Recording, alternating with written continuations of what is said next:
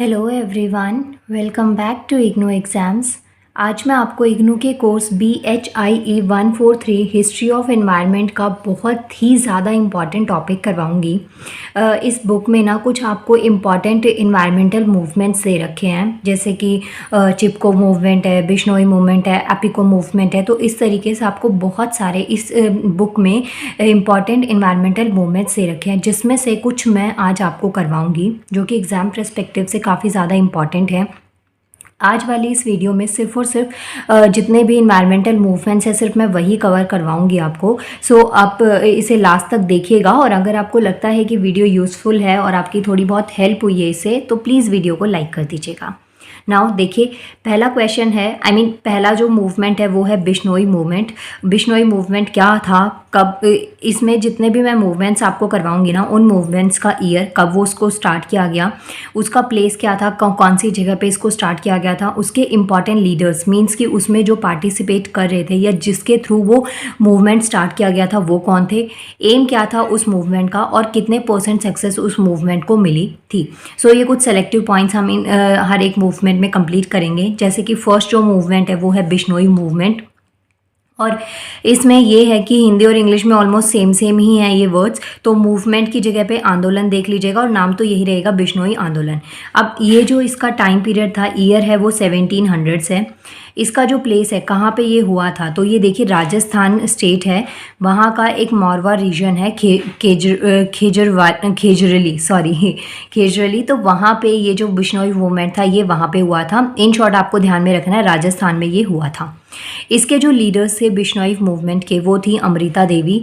और इसके अलावा जो भी ये खेजरली जो डिस्ट्रिक्ट था, ये गांव था, यहाँ के जितने भी लोग थे, विलेजर्स थे, वो सब उनके आसपास के, प्लस जो आसपास में उनके छोटे छोटे गांव थे, उन सब के लोग इनके साथ में इस मूवमेंट में जुड़ गए थे। यहाँ पे प्लेस, लीडर्स तक समझ में आ गया होगा। इस मूवमेंट का, ये जो बिश्नोई मूवमेंट है ना, इसका मेन एम क्या था। देखिए, अगर कोई मूवमेंट आता है ना, मानिए आपको नहीं समझ में आता उसमें क्या लिखना है, तो इतना आप याद रख लीजिएगा, इस पूरी बुक में आपको जितने भी मूवमेंट दे रखे हैं वो सारे इन्वायरमेंट पर्सपेक्टिव पे दे रखे हैं। अब इन्वायरमेंट में वाटर भी आता है, नेचुरल रिसोर्सेज भी आते हैं, फॉरेस्ट वगैरह का डिग्रेडेशन भी आता है, डिफॉरेस्टेशन। जिस तरीके से जो मतलब कि जो इन्वायरमेंट है ना, उस पर कोई भी हार्म हो रहा हो, और उसके बाद में उस हार्म को, उस नुकसान को, उस डैमेज को रोकने के लिए जो मूवमेंट्स चलाए गए हैं ना, वो सारे इन्वायरमेंटल मूवमेंट्स में आते हैं। सो ये जो बिश्नोई मूवमेंट है ना, इसमें मेन लीडर का नाम आपको ध्यान में रखना है, अमृता देवी। उसके बाद में ये क्यों, इसका जो एम था, मतलब ये क्यों स्टार्ट किया गया था, तो बेसिकली इस जो मूवमेंट है ना, बिश्नोई मूवमेंट, इसका मेन एम ये था कि जो पेड़ है ना, ट्रीज़, उनकी कटाई को रोक लगाना। और वो पेड़ किसके थ्रू काटे जा रहे थे, जो किंग थे ना वहाँ के, उनके सोल्जर्स के थ्रू। वो वहाँ पे क्या करना चाहते थे, एक नया पैलेस, महल बनाना चाहते थे, तो जिसकी वजह से उन्हें ज़मीन की ज़रूरत थी। ज़मीन के लिए जगह चाहिए, और जगह के लिए उन्होंने क्या किया कि वहाँ से पेड़ों की कटाई करना शुरू कर दिया, ताकि वो जो जगह खाली हो वहाँ पे जो किंग का नया पैलेस बन पाए। इस वजह से ये कि जो किंग के सोल्जर्स है ना, उनसे अपने पेड़ों को, अपने जंगल को प्रोटेक्ट करने के लिए ये मूवमेंट वहाँ के विलेजर्स के थ्रू स्टार्ट हुआ था। उन्होंने क्या किया था, जो ट्रीज़ है उनको हक कर लिया था, मीन्स कि अपनी आर्म्स में उनको कर लिया था, जिससे कि और लोगों को भी उन्होंने इस चीज़ को एनकरेज किया कि इससे कि जो पेड़ है ना, उसकी कटाई पे रोक लगाई जा सके। तो ये बेसिकली ये यहाँ पे मेन चीज़ है। जो अमृता देवी हैं, जो फीमेल विलेजर्स हैं, वो फीमेल विलेजर हैं, जिनके थ्रू ये जो इनकी मेन लीडर है, या बिश्नोई मूवमेंट की जो सबसे मेन लीडर हैं, उनके अकॉर्डिंग क्या था कि वो ना, ये जो डिस्ट्रैक्शन हो रहा था, मीन्स कि जो पेड़ वहाँ पे कट रहे हैं, जिससे लोगों की बहुत सारी उम्मीदें हैं, प्लस लोगों के विश्वास हैं। क्योंकि आपको पता है, जो लोग ना फॉरेस्ट के पास में रहते हैं, जिनका खाना पानी सब कुछ फॉरेस्ट से, जंगलों से उनको चीज़ें मिल रही हैं, तो उनके लिए वो एक तरीके का शेल्टर है, घर है। अब किसी के घर को आप डैमेज करोगे तो उनकी ना बहुत सारे इमोशंस उससे जुड़े हुए होते हैं, तो ऑब्वियसली लोग हाथ और आवाज़ उठाएंगे। तो यही चीज़ आपको यहाँ पे समझा रखी है कि जो अमृता देवी है ना, फीमेल विलेजर, वो ये चीज़ को बियर नहीं कर पा रही थी, बर्दाश्त नहीं कर पा रही थी कि उनका फेथ है, जो गाँव में पेड़ हैं, उनके रहने खाने की जगह है और वहाँ पे उनको काटा जा रहा है, वो भी सिर्फ किस लिए कि एक नया पैलेस बनाया जाए किंग के लिए। तो इसलिए उन्होंने हक कर लिया था ट्रीज़ को और सेम लोगों को एनकरेज किया कि जैसे उन्होंने किया है कि लोग भी उनको देख के इस चीज़ को प्रोटेक्ट करें। और इस चीज़ में ये जो मूवमेंट था काफ़ी बड़ा मूवमेंट था, तो इसके अंदर 363 जो थे ना बिश्नोई विलेजर्स वो मर गए थे। ये चीज़ बहुत इंपॉर्टेंट है कि एक तरीके से उनको इस चीज़ में उनका डेथ हो गई थी। तो 363 जो बिश्नोई विलेजर्स थे वो इस मूवमेंट के अकॉर्डिंग, ये जो मूवमेंट था इसके बाद में उनकी डेथ हो गई थी, इस मूवमेंट के चलते हुए उनकी डेथ हो गई थी। ये पॉइंट्स आप यहाँ पे लिख सकते हैं बिश्नोई मूवमेंट के। उसके अलावा जो ये जब किंग को ये सब चीज़ें पता चली कि हाँ ये सब मूवमेंट्स वगैरह स्टार्ट हो रहे हैं, तो उसके बाद में उन्होंने अपोलोजाइज़ किया था इस चीज़ के लिए कि हाँ उनसे गलती हुई है, और फिर उन्होंने अपने सोल्जर्स को ऑर्डर भी दे दिया था कि वो अपनी चीज़ों को वापस ले आएँ, वहाँ पर उन्हें वहाँ कोई पैलेस नहीं बनाना है। और प्लस जो महाराज थे वहाँ के जो किंग थे, उन्होंने जो बिश्नोई स्टेट है ना उसको प्रोटेक्टेड एरिया भी डेजिग्नेट कर दिया था, और उसके अलावा वहाँ पे रोक भी लगा दी थी कि जो वहाँ के एनिमल्स हैं और जो ट्रीज़ हैं उनको कोई भी नुकसान नहीं पहुँचाया जाएगा और ना वहाँ के चीज़ों को नुकसान पहुँचाया जाएगा। तो ये सब के बाद में ये स्टेप्स लिए गए थे। ये हो गया first movement Bishnoi movement. Year ध्यान रखना, लीडर आप देख लीजिएगा अमृता देवी, इनके थ्रू ही ये इसको स्टार्टिंग हुई थी। क्या एम था, किस ट्रीज़ को सेव करना था, किससे सेव करना था, जो किंग के सोल्जर्स हैं उनसे इसको सेव करना था। इसके लिए उन्होंने क्या किया, जो ट्रीज से उनको हक कर लिया और बाकी लोगों को भी एनकरेज किया कि वो भी सेम चीज़ की एक्टिविटी परफॉर्म करें। और इसमें जो मेन आपको चीज़ ध्यान में रखनी है कि 363 जो बिश्नोई विलेजर्स थे वो मर गए थे इस टाइम के, इस मूवमेंट के टाइम पर। ये था first movement Bishnoi movement. Second movement आता है हमारे पास चिपको मूवमेंट। बहुत बहुत इंपॉर्टेंट है और बहुत कॉमन है, इसके बारे में आप सबने सुना होगा, चिपको मूवमेंट, चिपको आंदोलन। तो ये आपने पढ़ा है, डेफिनेटली पढ़ा ही होगा, सभी सुनते हैं इसके बारे में। तो ये देखिए ये 1973 की बात है जो ये चिपको मूवमेंट है। इसमें जो मेन लीडर है वो है सुंदरलाल भगोना। वैसे तो और भी बहुत सारे लीडर्स और लोग इसमें जुड़ते चले गए थे, लेकिन जैसे बिश्नोई मूवमेंट में आप जब ध्यान रखेंगे तो अमृता देवी का आपको नाम लिखना है, तो ऐसे ही जो चिपको मूवमेंट है इनमें जो लीडर का नाम आपको ध्यान में रखना है वो है सुंदरलाल भगोना। इसके अलावा और भी हैं गौरवा देवी, सुदेशा देवी, गोविंद सिंह रावत, धूम सिंह नेगी, शमशेर सिंह भिष्ट। तो ये भी नाम आपको ध्यान में रखने हैं, लेकिन जो मेन जो लीडर हैं वो है सुंदरलाल भगोना।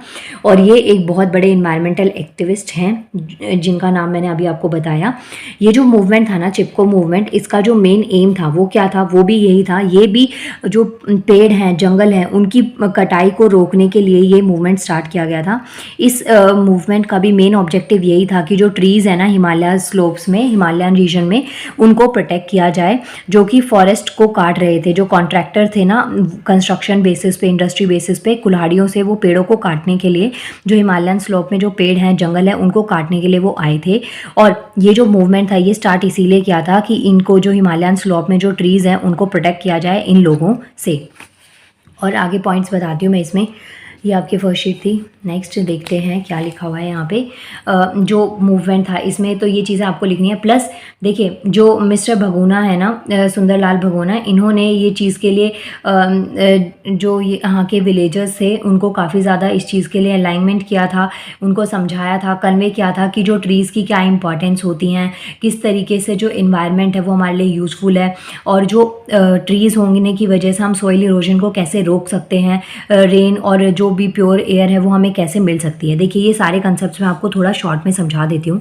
जो सॉइल इरोजन है ना, ये एक टर्म होती है। इसमें क्या होता है कि जो पेड़ है ना जहाँ पे होते हैं, जैसे कि जो मिट्टी है ना वो बह जाती है। अब उस मिट्टी के ख़त्म होने की दो वजह हो सकती है। एक तो बहुत तेज़ हवा, आंधी तूफान चले तो मिट्टी जो है वो उड़ के चली जाएगी, तब सॉइल इरोजन होता है।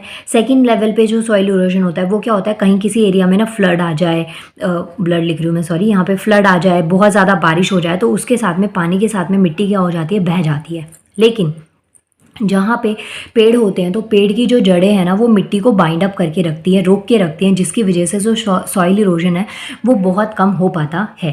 पहली चीज़ तो समझ में आई सॉइल इरोजन। इसके अलावा जहाँ पे हरियाली रहती है टेम्परेचर ऑब्वियसली कम हो जाएगा, क्लाइमेट कंडीशन जो है वो ख़राब क्यों हो रही हैं, क्योंकि हम लोग पेड़ों को काट रहे हैं, उसकी जगह पे इंडस्ट्रीज़ को बनाया जा रहा है, जिसकी वजह से जो क्लाइमेट में गर्मी है, मौसम में बहुत जो वार्मनेस है ना, उसको कंट्रोल करने के लिए, उसको कूलनेस प्रोवाइड करने के लिए कोई चीज़ ही नहीं बच रही है। जब पेड़ होते हैं तो हमें एक ठंडक प्रोवाइड करते हैं, प्लस हवा भी बहुत साफ़ सुथरी रहती है। तो ये सब इम्पॉर्टेंस जो है ना सुंदरलाल भगोना जी ने, इन्होंने इनके जो ये गांव वाले थे इन सबको ये चीज़ें समझाई थी, प्लस कि इनको प्रोटेक्ट करना बहुत ज़रूरी है, ये सब चीज़ें इनमें इन्होंने समझाई थी। अब जो चिपको मूवमेंट है ना, या फिर हग द ट्री मूवमेंट जो है कि जो पेड़ थे ना उनको गले लगा लिया गया था, ये देखिए चिपको मूवमेंट या फिर हग द ट्री मूवमेंट। तो ये चीज़ इसीलिए हुई थी। जो विमेंस थी यहाँ की विलेज की, टहरी गहरवाल की, इन्होंने मतलब बांधा गया जो पेड़ के तने हैं उनसे, कि उन्होंने ना खुद उनको ट्रीज़ को हक कर लिया था कि हाँ इनके साथ साथ अगर पेड़ों को काटना है तो हमें भी काट दिया जाए। और इस पर्सपेक्टिव से, क्योंकि पेड़ उनके लिए थे, वो वहाँ पे रहते थे, तो अब उस सिचुएशन में क्या है, अगर पेड़ ही डैम चले जाएंगे, जगह ही उनकी नहीं रहेगी, उनके शेल्टर जगह ही ख़त्म हो जाएगी, तो वो वहाँ पे सर्वाइव कैसे करेंगे। इसके अलावा ये जो लोकल पीपल थे इनका ये प्रोटेस्ट था, और ये फॉरेस्ट के इनके लिए बहुत ज़्यादा इम्पॉर्टेंट। अब ये जो है चिपको मूवमेंट और हग द ट्री मूवमेंट दोनों ही एक नाम से जाने जाते हैं। कई बार चिपको मूवमेंट भी पूछा जाता है, कई बार हग द ट्री मूवमेंट का भी पूछा जाता है, तो दोनों में आपको इसी तरीके से सेम एक्सप्लेनेशन देनी है। प्लस ये जो मूवमेंट है ना, ये एक टर्निंग पॉइंट बन गया था हिस्ट्री में, इको डेवलपमेंट स्ट्रगल्स में, क्योंकि ये एक काफ़ी बड़ा इनिशिएटिव स्टार्ट हो गया था, जिसमें बहुत सारे जो वहाँ की लेडीज़ थी उन्होंने ट्रीज़ को इतना अच्छे तरीके से प्रोटेक्ट किया था। प्लस इम्पॉर्टेंस उनको पता चली थी कि फॉरेस्ट की और इकोसिस्टम की कितनी ज़्यादा इम्पॉर्टेंस होती है, किस तरीके से हम उनको सेव कर सकते हैं। तो इनके लिए भी ना काफ़ी अवेयरनेस स्प्रेड करी गई थी, तो इसलिए इसमें काफ़ी की फैक्टर्स ने वर्क किया था। तो ये जो मूवमेंट था ना चिपको मूवमेंट, ये एक टर्निंग पॉइंट बन गया था हिस्ट्री में इको डेवलपमेंट स्ट्रगल्स के टाइम पे, जिस रीजन में ये स्टार्ट हुआ था वहाँ पे भी, प्लस उसके अलावा ऑल ओवर द वर्ल्ड भी। और ये चमोली डिस्ट्रिक्ट का नाम आपने शायद कभी सुना हो, तो उससे ये रिलेटेड बहुत ज़्यादा है। नेक्स्ट आता है हमारे पास में थर्ड मूवमेंट आता है सेव साइलेंट वैली मूवमेंट। ये इसका जो ईयर है, टाइम पीरियड है, वो 1978 का है। इसमें जो लीडर्स हैं वो कौन से हैं, एक तो देखिए जो केरला है ना, वहाँ के जो सशस्त्र साहित्य परिषद है, ये एक इंस्टीट्यूशन है। इसके अलावा एनजीओ और जो पोएट और एक्टिविस्ट हैं सुगता कुमारी, ये भी इन्होंने काफ़ी इंपॉर्टेंट की रोल प्ले किया था इसके अंदर, साइलेंट वैली प्रोटेस्ट के अंदर। तो यहाँ पे एक ऑर्गेनाइजेशन एनजीओ और एक जो लीडर हैं उनका नाम आप यहाँ पे ध्यान में रखेंगे सेव साइलेंट मूवमेंट के अंदर। अब इसका जो एम था ना, तो इसका एम भी बेसिकली यही था। देखिए वैली हो, फॉरेस्ट हो, ये इनमें बेसिकली जो इन्वायरमेंटल मूवमेंट चलाए गए थे ना, तो ये मोस्टली 99% जो मूवमेंट्स थे वो ट्रीज़, फॉरेस्ट, इनको प्रोटेक्ट करने के लिए चलाए गए थे, और काफ़ी ज़्यादा इंपॉर्टेंट थे, क्योंकि ट्रीज़ की प्रोटेक्शन हमारे लिए बहुत ज़रूरी है, सर्वाइवल के लिए बहुत ही ज़्यादा ज़रूरी है। इसमें इन्होंने काफ़ी इंपॉर्टेंट रोल प्ले किया था। इनका जो एम था, ये जो साइलेंट वैली जो है, सेव साइलेंट वैली जो मूवमेंट है, इसका जो मेन एम था वो क्या था कि जो साइलेंट वैली है उसे प्रोटेक्ट करना, प्लस जो भी एवरग्रीन फॉरेस्ट है जिनको डिस्ट्रॉय कर दिया जा रहा है या हाइड्रो इलेक्ट्रिक प्रोजेक्ट की वजह से उसको डिस्ट्रॉय किया जा रहा है। तो इसमें देखिए रीज़न याद रखिएगा, जो भी फॉरेस्ट है ना उनको डैमेज किया जा रहा है, डिस्ट्रॉय किया जा रहा है, लेकिन हर एक मूवमेंट में ना अपना एक अलग वजह थी। जैसे कि कहीं पे किसी तरीके की कंस्ट्रक्शन थी, कहीं पे किसी तरीके की कंस्ट्रक्शन, और यहाँ पे जो ये सेव साइलेंट वैली मूवमेंट है, यहाँ पे हाइड्रो इलेक्ट्रिक जो प्रोजेक्ट है ना, इसकी कंस्ट्रक्शन के लिए, इस मूवमेंट के लिए यहाँ पे फॉरेस्ट को क्या किया जा रहा था, ख़त्म किया जा रहा था, फॉरेस्ट को ख़त्म किया जा रहा था। तो ये चीज़ आपको ध्यान में रखनी है। इसके अलावा यहाँ पे बेसिकली आपको ध्यान में क्या रखना है, जो केरला का जो स्टेट इलेक्ट्रिसिटी बोर्ड है, उन्होंने हाइड्रो इलेक्ट्रिक डैम को ना बनाने के लिए, ये जो रिवर है साइलेंट वैली से होते हुए जो रिवर जाती है, तो वहाँ पे उन्होंने सोचा था कि हाइड्रो इलेक्ट्रिक डैम को कंस्ट्रक्ट किया जाएगा, लेकिन जो लोग थे ना वहाँ के, वो इसके अगेंस्ट थे। इवन इसके लिए आपको ध्यान रखना है कि जो फैब 1973 का टाइम था, जहाँ पे प्लानिंग कमीशन ने ये जो प्रोजेक्ट था ना हाइड्रो इलेक्ट्रिक प्रोजेक्ट, इसको अप्रूवल दे दिया था, और ये जो इसकी कॉस्ट थी ना वो अप्रॉक्स 25 करोड़ की थी अप्रॉक्स, जिसकी जो अप्रूवनेस है ना इस प्रोजेक्ट को मिल गई थी। और फैब 1973 की ये बात है, लेकिन अप्रूव तो मिल गया था कि अप्रूवल मिल गया था इस प्रोजेक्ट को, बट ये था कि लोग वहाँ पे उस चीज़ के लिए प्रोटेस्ट किया उन लोगों ने। तो ये चीज़ वो चाहते नहीं थे कि वहाँ से किसी भी तरीके का ऐसा प्रोजेक्ट वहाँ पे हो। तो इस वजह से उनको ये भी था कि जो 8.3 स्क्वायर किलोमीटर तक का जो एरिया है वो इस प्रोजेक्ट के अंडर आ जाएगा, जिसमें वहाँ का आसपास का जितना भी फॉरेस्ट एरिया है वो सब खत्म हो जाएगा। प्लस जितने भी जो एनजीओ थे, काफ़ी जो बड़े बड़े एनजीओ थे, वो स्ट्रांगली इस चीज़ के अपोजिशन में थे इस प्रोजेक्ट के कि ये जो हाइड्रो इलेक्ट्रिक प्रोजेक्ट है ना ये यहाँ पे नहीं कंस्ट्रक्ट होना चाहिए, इस प्रोजेक्ट को यहाँ से कैंसिल कर देना चाहिए। और इस चीज़ के लिए जैसे बहुत सारी पिटीशंस और स्ट्राइक्स वगैरह और लोगों ने बहुत सारी चीज़ें करी, जिसकी वजह से लास्ट में उनको इस चीज़ में सक्सेस भी मिली। और लोगों का जो प्रेशर था, पब्लिक प्रेशर था, 1981 की बात है जब इंदिरा गांधी जी ने ना ये चीज़ को डिक्लेयर कर दिया कि जो साइलेंट वैली उसे प्रोटेक्ट किया जाएगा, प्रोटेक्ट करा जाएगा। इसका मतलब ये है कि जो हाइड्रो इलेक्ट्रिक प्रोजेक्ट है ना उसके लिए कहीं और कोई और प्लेस देखा जाएगा। प्लस उन्होंने 1983 में ये जो इशू चल रहा था ना इसको री एग्जामिन किया गया था, किसके थ्रू, जो प्रोफेसर MGK मेनन थे उनके थ्रू इस इशू को री एग्जामिन किया गया था कि ये एग्जैक्टली क्या इशू चल रहा है, क्यों लोग वहाँ पे प्रोटेस्ट कर रहे हैं, क्यों वो लोग चाहते हैं कि ऐसा यहाँ पे नहीं होना चाहिए। तो उन सब चीज़ों को दोबारा से री एग्जामिन किया गया था जून 1983 में। इसके अलावा नेक्स्ट जो डेट आती है वो नवंबर 1983 आता है, जिसमें जो साइलेंट वैली में हाइड्रो इलेक्ट्रिक प्रोजेक्ट होने वाला था उसको मना कर दिया गया, उसको ना की मंजूरी मिल गई।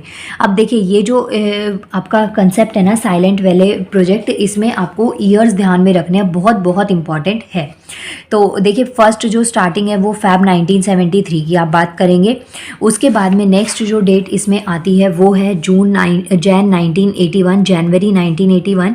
उसके बाद में जून 1983, फिर नवंबर 1983 और लास्ट वाली जो डेट है वो है 1985, जहाँ पे जो प्राइम मिनिस्टर हैं राजीव गांधी जी, उन्होंने जो साइलेंट वैली को ना नेशनल पार्क डिक्लेयर कर दिया, इनाग्रेशन कर दिया वहाँ पे साइलेंट वैली पार्क के नाम से। तो ये कुछ डेट्स हैं आपको ध्यान में रखनी है। बेसिकली जो साइलेंट वैली इशू था ये किस चीज़ के ऊपर था, तो वहाँ पे जो हाइड्रो इलेक्ट्रिक प्रोजेक्ट लगाया जा रहा था उसको कंस्ट्रक्ट ना किया जाए, इस वजह से लोग वहाँ पे प्रोटेस्ट कर रहे थे। तो ये हो गया आपका third movement, save silent valley movement. पहले मैंने आपको बिश्नोई मूवमेंट करवाया, फिर चिपको मूवमेंट, चिपको आंदोलन करवाया। थर्ड नंबर पे सेव साइलेंट वैली मूवमेंट हमने किया है। इसके बाद में नेक्स्ट आता है जंगल बचाओ आंदोलन, जो कि 1982 की बात है। जंगल बचाओ आंदोलन, इसका जो प्लेस है वो प्लेस क्या है यहाँ पे ये ध्यान में रखना है कि जो डिस्ट्रिक्ट है, बिहार की एक डिस्ट्रिक्ट है सिंघबम, तो वहाँ पे इसका ये जो आंदोलन है ये आंदोलन वहाँ पे चलाया गया था। इसके जो लीडर्स थे वो कौन कौन से, जो भी यहाँ के बिहार के इस डिस्ट्रिक्ट के जितने भी ट्राइबल्स थे ना वो सब यहाँ पे लीडर्स है, क्योंकि उन सब की ही यहाँ पे मेन प्रॉब्लम थी। इसका एम क्या था, मतलब ये जो जंगल बचाओ आंदोलन है ना इसको क्यों चलाया गया, क्यों इसको स्टार्ट किया गया, तो इसका मेन एम था, जो गवर्नमेंट का डिसीजन था ना कि जो नेचुरल साल फॉरेस्ट है ना, जो साल के पेड़ हैं, जो जंगल है, उनको टीक से ना रिप्लेस कर दिया जाए। जो टीक ट्री होते हैं ना काफ़ी बड़े साइज में होते हैं ये, तो यहाँ पे गवर्नमेंट का जो डिसीजन था कि जो नेचुरल साल फॉरेस्ट है उसको रिप्लेसमेंट कर दिया जाए, किससे, टीक से। तो इस चीज़ के अगेंस्ट में ये जंगल बचाओ आंदोलन चलाया गया था। ये चीज़ आपको ध्यान में रखनी है।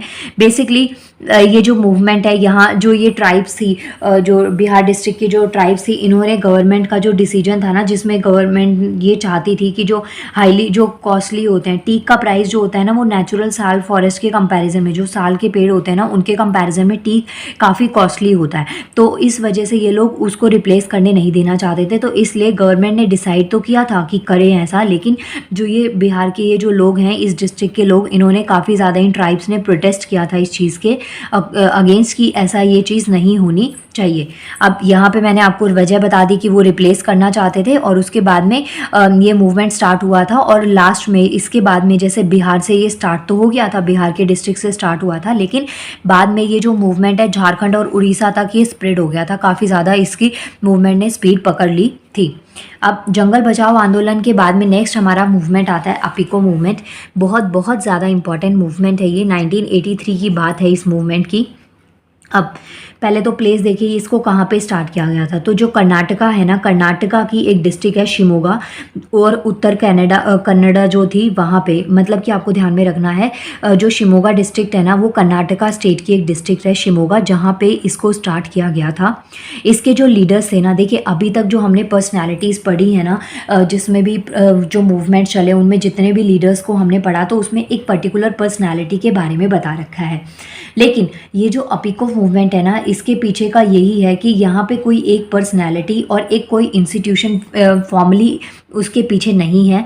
इसमें जो है ना, इसका जो फैसिलिटेटर है या किसकी हेल्प से इसको लॉन्च किया गया था, तो वो थे पंडुरांग हेजे। देखिए ये यहाँ पे मैंने नाम लिख दिया, इसकी प्रोनाउंसिएशन आप चेक कर लीजिएगा, स्पेलिंग यही है। तो इनके अकॉर्डिंग इसको 1983 में इस मूवमेंट को लॉन्च किया गया था। ये आप ईयर ध्यान में रख सकते हैं। सो देखिए मूवमेंट मैंने यहाँ पे लिख दिया है, प्लेस लिख दिया है, इसके लीडर के बारे में बता दिया है। एम क्या था इसका, बेसिकली एम क्या था कि जो कमर्शलाइजेशन हो रहा है, जो फॉलिंग हो रहा है ना नेचुरल फॉरेस्ट का, और जिससे जो एशियन लिवली वुड्स है ना वो डैमेज हो रहे हैं। मतलब कि जैसे मानिए जहाँ पे भी फॉरेस्ट है, जंगल है, अब वहाँ पे कोई भी कंस्ट्रक्शन होगा तो वहाँ की जो ट्राइब्स हैं फॉरेस्ट में और जो लोग रहते हैं, जो एनिमल्स वगैरह रहते हैं, उनका घर छिन जाएगा। तो उससे क्या होगा, वो बेघर हो जाएंगे और उसके बाद में वो एक प्लेस से दूसरे प्लेस पे भटकने के लिए, घूमने के लिए मजबूर हो जाएंगे। तो इस चीज़ के लिए तो ये जो प्रोटेस्ट है ना ये किया गया था कि जो कमर्शलाइजेशन हो रहा है ना नेचुरल फॉरेस्ट का, वो चीज़ को काफ़ी हद तक रोका जाए। अब जो ये अपिको मूवमेंट है ना, ये बेसिकली चिपको मूवमेंट से ही कहीं ना कहीं रिलेट करता है। नाम में भी काफ़ी हद तक इसका रिलेशन है, आप देख सकते हैं। तो जो अपिको मूवमेंट है ये कहाँ पे स्टार्ट हुआ है, कर्नाटका स्टेट में। और आपको अगर थोड़ा बहुत मैप याद हो या नहीं भी मैप ध्यान में होता है ना, तो भी आपको पता है कर्नाटका जो है ना वो साउथ की स्टेट है।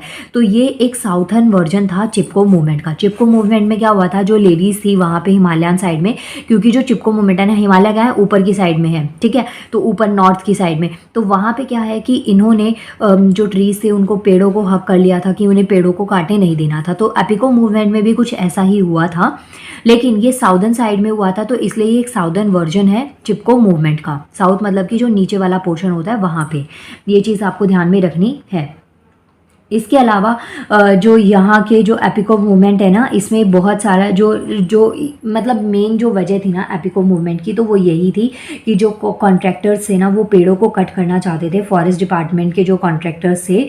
और एपिको मूवमेंट में ये था कि उन्होंने बहुत सारी जो टेक्निक्स है ना उनको उनकी अवेयरनेस स्प्रेड करी थी। जैसे चिपको मूवमेंट में तो क्या था, उन्होंने पेड़ों को हक कर लिया था, लेकिन एपिको मूवमेंट में क्या चीज़ हुई थी कि बहुत सारी ना अवेयरनेस स्प्रेड करी गई थी अलग अलग टेक्निक्स की हेल्प से। जैसे कि कौन सी टेक्निक्स थी, एक तो फुट मार्चेस थी, मतलब लोग चल के मार्च करते हुए जा रहे हैं। इसके अलावा जो फुट मार्चेस हुई थी इंटीरियर फॉरेस्ट्स में, अंदर फॉरेस्ट के अंदर, जंगलों के अंदर चलते हुए जाना, स्लाइड शोज हुए थे, फोक डांसेस हुए थे, स्ट्रीट प्लेज हुए थे। तो ये सबकी वजह, सबकी हेल्प से जो ये अवेयरनेस है ना इसको स्प्रेड किया गया था।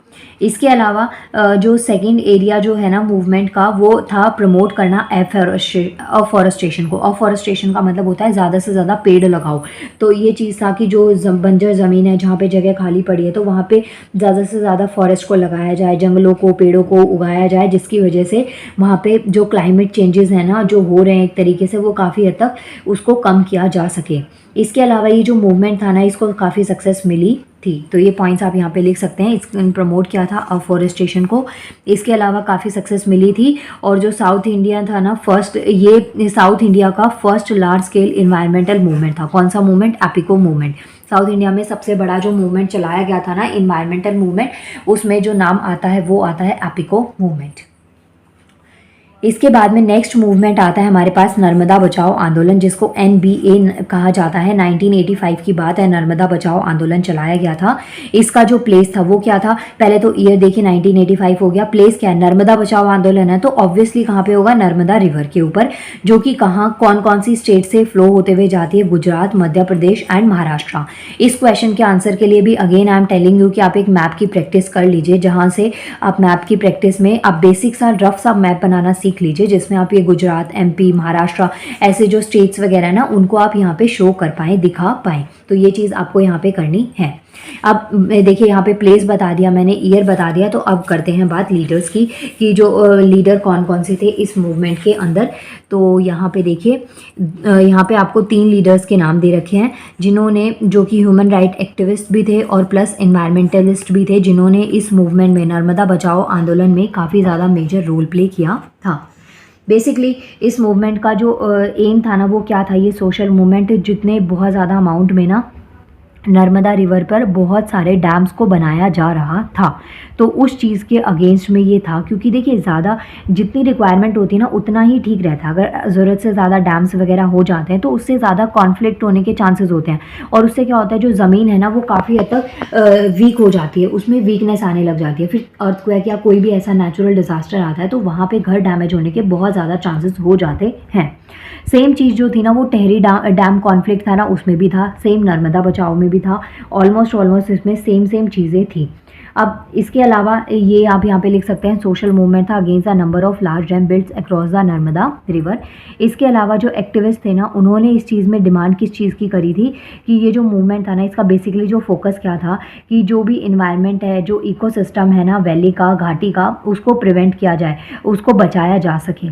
प्लस जो यहाँ पे जो एक्टिविस्ट थे ना उनकी डिमांड क्या थी, जो हाइट है ना डैम की उसको रिड्यूस कर दिया जाए, 88 मीटर कर दिया जाए, जो कि करंट में हाइट उसकी कितनी है, जो उसकी हाइट जो थी ना 330 मीटर थी, तो इनके अकॉर्डिंग इसकी हाइट को कम कर दिया जाए, ये ज़रूरी था।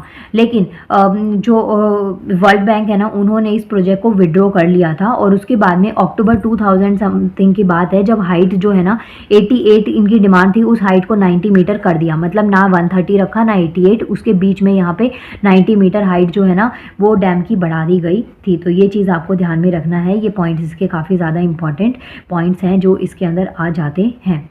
इसके अलावा ये जो नेक्स्ट मूवमेंट आता है वो आता है हमारा Tehri dam conflict. Tehri dam conflict जो 1990s की बात है, ये काफ़ी इंपॉर्टेंट है। प्लेस क्या था, जो भागीरथी रिवर है ना वहाँ पे उत्तराखंड की एक डिस्ट्रिक्ट है, गढ़वाल डिस्ट्रिक्ट, टेहरी गढ़वाल जो है ना वो उत्तराखंड की डिस्ट्रिक्ट है जहाँ पे ये कॉन्फ्लिक्ट हुआ था। अब प्लेस मैंने आपको बता दिया, इसमें जो लीडर थे वो भी कौन थे, सुंदरलाल भगोना, जो कि कौन है, इन्वायरमेंटल एक्टिविस्ट हैं, काफ़ी मेजर रोल रहा है इनका। इससे पहले जो था ना वो चिपको मूवमेंट में मैंने इनके बारे में आपको पढ़ाया था। अब जो टेहरी डैम कॉन्फ्लिक्ट है उसमें भी जो लीडर हैं वो कौन है, इन्वायरमेंटलिस्ट कौन है, सुंदरलाल भगोना, ये आपको ध्यान में रखना है। बेसिकली जो टेहरी डैम है ना इसके बारे में मैंने यहाँ पे कुछ स्टैटिक पोर्शन आपको लिख के दे दिया है जो आपके एग्जाम पर्सपेक्टिव से वनडे एग्जाम में भी काफ़ी बार पूछा जा सकता है।